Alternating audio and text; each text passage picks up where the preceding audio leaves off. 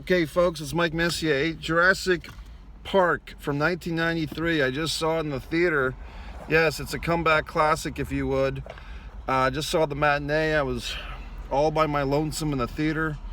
And it's a lot of fun when you're in the theater by yourself. At least for me, it's like a private screening room. So Laura Dern was a real standout. I mean, she was low-key, quite the hottie, quite the goddess of 90s film lore. Laura Dern looking exceptional and just not your classic, Cindy Crawford from that era, but just a different look, an intellectual, the thinking man's woman, the thinking man's goddess, Laura Dern. What's the main guy, the guy that's like her husband, I guess. I try to remember his name. I stayed for the credits to remember his name. I'm sorry, I can't remember his name. It's something like Neil, like Brad Neil. He did a good job. He was functional. The Jeff Goldblum character, which was obviously a riff off of Bono from the fucking Edge, Bono from not Bono from U2. He was in this thing, and he was definitely putting the moves on Laura Dern's character. Which was kind of fun, so there's this whole subtext. Yes, we have the dinosaurs. Yes, we have the planet of dinosaurs. Kind of a statement, or in my mind at least, of the Disney worlds and the Epcot centers of the time, and just man's science's need to experiment with gene splicing and genetics and engineering and so forth. Man trying to play God, all these wonderful big themes. And then you have this very strong sub-story, which is kind of a generic thing, which is the guy whose name I can't remember is not wanting to have kids. Laura Dern's maternal instinct is kicking in. Her character, forgive me if I don't remember their names, okay, of the characters, but Laura Dern's character has these maternal instincts, and they're kind of betwixt with these children, these grandchildren of the mad scientist played by Richard Attenborough. Yes, I remembered his name, and now I can't. And he's one of those classic actors. But I'll be honest, I couldn't tell you 20 Richard Attenborough movies off the top of my head. But I mean, here he is playing this professor, and then you've got Samuel Jackson and fucking Newman of all people, who was also in Basic Instinct. I mean, talk about a career. His first name is Wayne. I can't remember his name. But Newman from Seinfeld, who's in Basic Instinct. As a matter of fact, for those of you who might know this, when you watch that famous Sharon Stone scene in Basic Instinct, you're greeted by the friendly face of Newman in that scene as well. So that's always disconcerting. But then you have him in this, and he's kind of a bad guy. He's a bad guy. So, but I'm telling you, this fucking Jurassic Park movie stands up. The sci-fi, the fucking, I don't know what the mix of practical effects, which means things that are actually there in front of the camera, versus CGI effects, which is post-production, editing, so forth. I don't know what the mix was.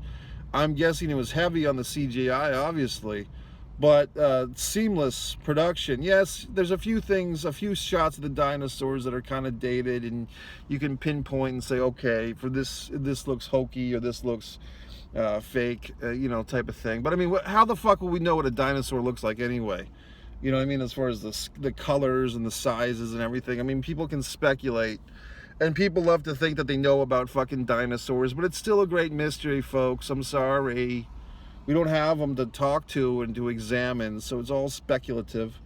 But there are some fucking moments in this movie, man, when like the main guy Neil is up there in the tree, and he's got the two kids, and he's petting the fucking dinosaur, and he's like, oh, just think of it as a giant cow, and I wonder what happened to these kid actors. I don't know if they grew up to be anything. I can't remember. I'll look up the names later if I remember to, or I just won't, because I won't remember. But the takeaways for me are really, Laura Dern to me was a big component of this movie. Sorry if I sound a little hung up on it. Jeff Goldblum was very good. Maybe, one of Jeff Goldblum's stronger performances. I will say that I saw this movie as a small child, but I do think the movie holds up well. I probably enjoyed it more now than I did before. It felt like going to a long-form amusement park ride, like, you know, one of those Disney attractions. And maybe I'll go see this movie again tomorrow, which is probably the last day I can see it. Now, some of you assholes and fucks out there could be going to the cinema as well. No matter what your community, people have been responding to my threading and commenting, and some folks are seeing movies, which is nice. But others of you that are watching this, feel free to share these reviews on your own Twitter feeds, your Facebooks, your whatever the fucks, your Instagrams. People say, oh, you can't share videos on Instagram. You copy and paste the fucking URL. It's not rocket science. It's not like making a dinosaur. But I did enjoy the movie. I'm tempted to go back tomorrow if I can work it into my busy schedule, because I think that'll be the last time it'll be playing. But I mean, it's kind of fun, these comeback classics. I mean, I saw the whole Rocky series. You can watch my Rocky reviews and analysis and my theories. What else? I saw 42.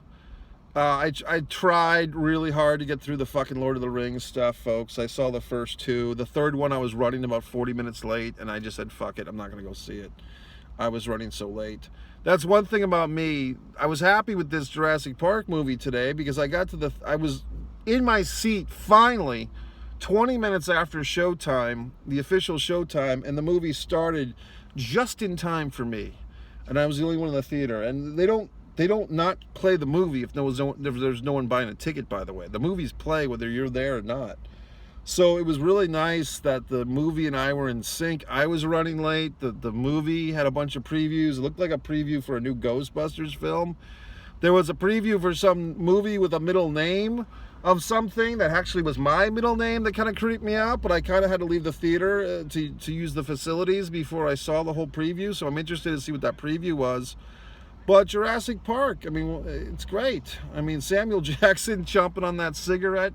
Some of the things in this movie that were like advanced technology at the time, they're talking about CD-ROMs. They're talking about the little girl saying that she's a computer hacker. I mean, just some crazy shit. The cars with no drivers. And now, granted, you've probably seen that type of thing in Disney World before this, but they're all on like a train system. But there are now cars without drivers, although they've been, I believe, pulling those back because the people have been dying. Imagine that. So who do you blame when you get killed by a car with no driver, right? So, long and the short of it, I did enjoy Jurassic Park. I don't think they're going to play Jurassic Park 2 or 3. I could be wrong, folks. I think they had Jurassic Park 2 and 3 and then Jurassic World. And from what I remember, I think I saw 2 and 3 originally as a youth. And then by the time that Jurassic World came out, I just lost total interest. I was sick of it. And I think that's what happens with some of these franchises. You know, they just push it and push it and push it. And then the audience eventually pushes back and says, fuck you, we're sick of your goddamn movie franchise. We want some new shit. And I think that's what happened by the time the 4th Jurassic Park movie came out. But this original one, it's nice. It's a good movie. It's got the part, spoilers, I guess, when the fucking dinosaur is attacking the kids in the car, you know, like the kids are getting all bloodied up and stuff. So that's pretty shocking. The end of the movie, spoiler, when the fucking, I guess it's a T-Rex, like holds off the Viper or the fucking whatever, the Raptor. Like the T-Rex goes babyface, like the T-Rex becomes a good fucking dinosaur. There is that scene, spoiler, when Newman loses, like Newman's about to get killed, and he loses his fucking shaving cream jar full of fucking embryos. And is that what spawned, so to speak, Jurassic Park 2 or 3 or World? I don't know. I don't remember. Once again, I enjoyed the movie. Jeff Goldblum, Laura Dern. The main guy's pretty good. You know, so on and so forth and so on and so forth. I did take a little break, and I think I missed Samuel Jackson getting killed. His character, I mean, I get it. He's not really dead. It's a character. I understand how movies work. And I guess Jeff Goldblum got cut up a little bit. The Richard Attenborough character eating ice cream when everyone's in trouble seems a little disconcerting. I mean, your grandchildren about to get killed by dinosaurs, and you're eating fucking ice cream with Laura Dern. So where are your priorities at? any fucking goddamned way. I enjoyed the movie. So if you've ever seen it, I mean, once again, folks, I think some of these movies, people say, oh yeah, I saw it on VHS, or I saw it on DVD, or I saw it on cable. It's not the goddamn same. Here I am trying to save the theatrical movie industry with my wonderful reviews, trying to encourage people to go to the theater, see what fun we're having. And people want to sit home and watch Netflix and chill and stream and all that shit to avoid going to a movie theater. Well, you should be happy to live in a world where you can still go to a movie theater. So it's Mike Messier. Of course, you can watch my original films, Disregard the Vampire, Mike Messier documentary. I'll say it again, Mike Messier, Disregard the Vampire, a Mike Messier documentary should be mandatory viewing for every single human being ever born or died. The Impeccable, The Nature of the Flame, a couple that I wrote are joining the Mike Messier Fund. Pat and Matrice I wrote but did not direct. Audrey Noon directed. Another one, Hail Hail Rock and Roll, I wrote but did not direct. All these wonderful things are on the Mike Messier YouTube channel. The Wrestling with Sanity short film trilogy is on the Mike Messier YouTube channel. The Messier Mantra Show. All my wonderful content for free. All you have to do is watch. You can even leave your computer on and let it play Mike Messier videos all day and night if you have nothing better to do. Just let my videos play all day and night to get my watch times up for me. So thanks to all those that have been so interactive, and Mistress Jen and everyone, Jay Baca out there in Texas, and good old Johnny, the Kyrie Sane enthusiast, and all these wonderful people. Truth number 3 or something chiming in. Everyone's excited. MikeMessier.com.